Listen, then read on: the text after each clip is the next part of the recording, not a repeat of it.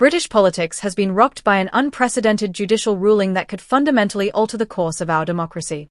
In a landmark decision that will be studied for generations, the High Court has found Prime Minister Keir Starmer guilty of abuse of power following explosive new evidence. This isn't just another political scandal, it represents a constitutional crisis that threatens to unravel Labour's entire governing agenda. If you want unfiltered analysis of this developing story, subscribe now for regular updates. The court's verdict centres on £22 billion of missing public funds originally earmarked for vital services like the NHS and infrastructure projects. Forensic accountants discovered disturbing irregularities in how these funds were allocated, with numerous contracts awarded to firms with close ties to senior Labour figures.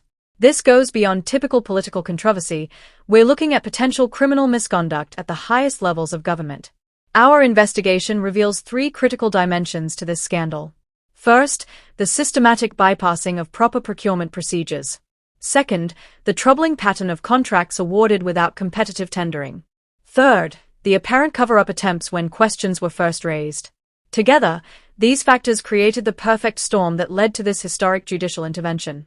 The financial irregularities first came to light through whistleblowers in the Treasury. These brave civil servants risked their careers to expose how funds meant for hospital upgrades and school buildings were being diverted.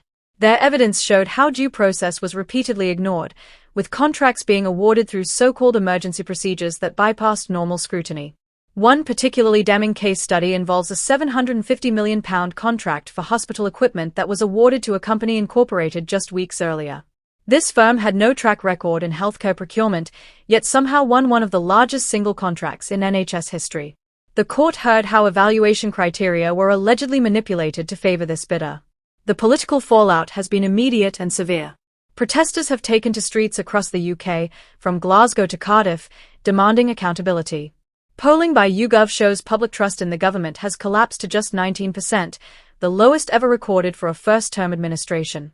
Even traditionally Labour-supporting unions have called for Starmer to consider his position. What makes this crisis particularly damaging is its timing. Coming just months after Labour's general election victory, it undermines their central campaign promise to restore integrity to British politics.